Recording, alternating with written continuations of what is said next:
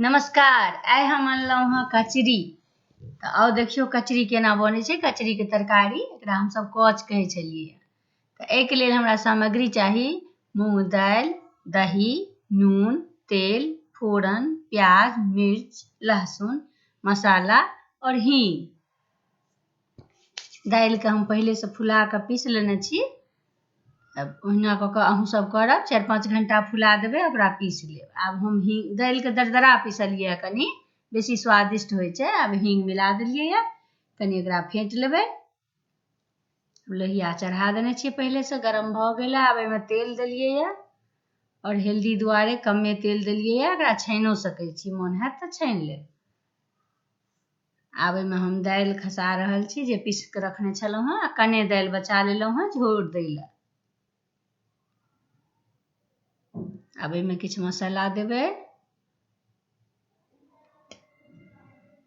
कनिए धनिया देलियै, कनि हरदि देलियै, 2 टुकड़ी मिरचाइ, कने लहसुन कद्दूकस कऽ के रखने छलहुँ हँ। प्याज मेही काटि कऽ रखने छलहुँ, कनि प्याज देलियै। आब एकरा खूब नीकसँ मिला ली, हाथसँ खूब बढ़िआँसँ मिला लेबै।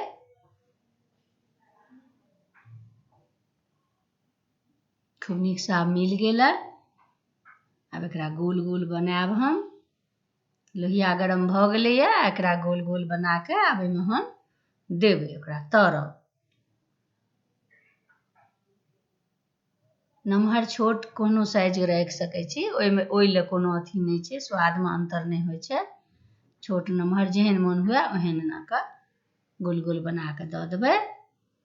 एक कौर भऽ गेलै, आब दोसर कौर उनटा रहल छियै।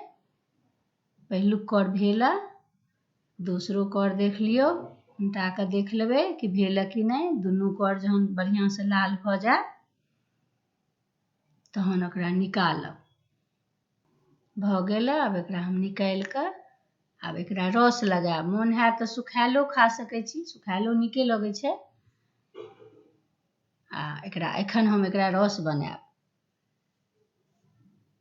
आब लोहियामे तेल देबै फोरनके लेल। तेल दऽ देलियै। आब एहिमे फोरनमे हम 5 फोरना रखने छी, तेजपात आ मिरचाइ। कने 1 चुटकी हींगो देबै, हींगसँ बड़ नीक गमक होइ छै।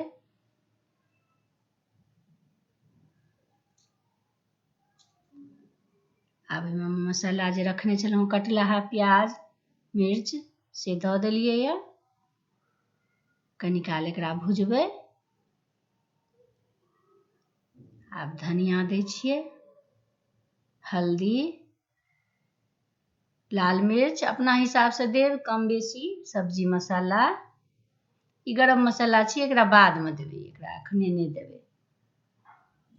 आब एकरा भूजि लेब, कमे आँच राखब ताकि ई सेरायल रहत। तऽ आब दहीवला मिक्स जे खसेबै, दही फेंट कऽ बेसनके रखने जे छियै तकरा, तऽ सेरायल रहत तऽ फाटत नहि। बड्ड तेजमे फाटि जाइ छै दही, खुदुर खुदुर देखाय लगै छै।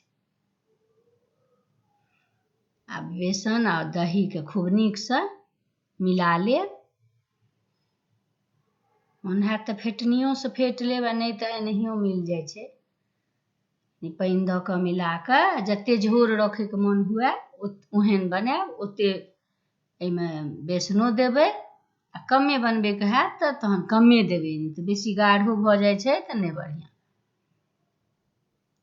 आब ई हमर भुजा गेल। एकरा कम कऽ कऽ रखने छलहुँ हँ, लोहिया ठंडायल सनक अछि। आब एहिमे हम ई दहीवला खसा रहल छी, दहीके झोर। दही खट्टा रहिते छै, तेँ टमाटर नहि देलियै।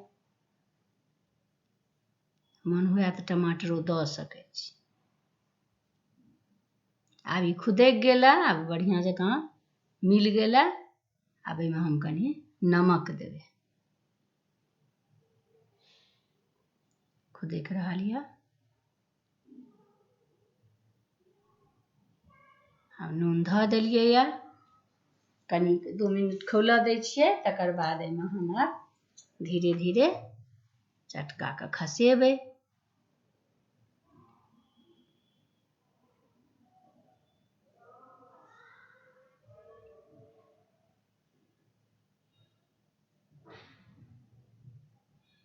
आब ई खौल गेलैए, हम खसा रहल छी। धीरे धीरे खसायब ताकि पड़ै नहि, आरामसँ।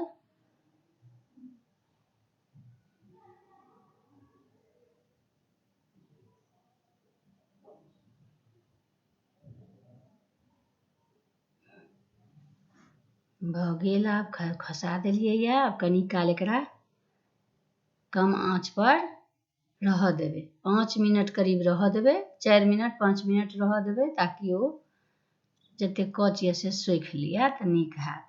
ठीक छै, हमर आब बनि गेल यऽ। धन्यवाद।